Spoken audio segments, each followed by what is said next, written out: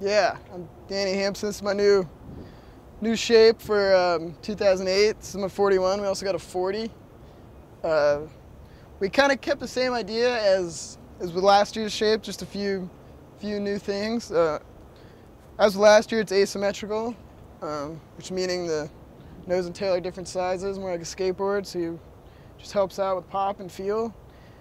We got the top is 3D concave as always, giving your feet really good control, keeping you on the board. We got a new thing is we kind of sharpened up the nose and tail, less rounded edges, so you can really dig. It's more like a knife rather than a spoon, which is good.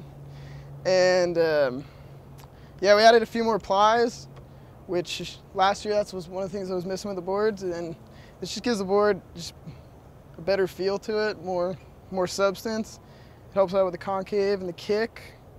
It's a 3-stage rocker, as always. So you got really good pop.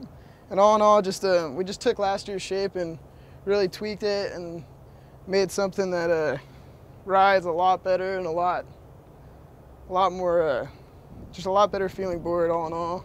It's wood, obviously. It's got grip tape, obviously.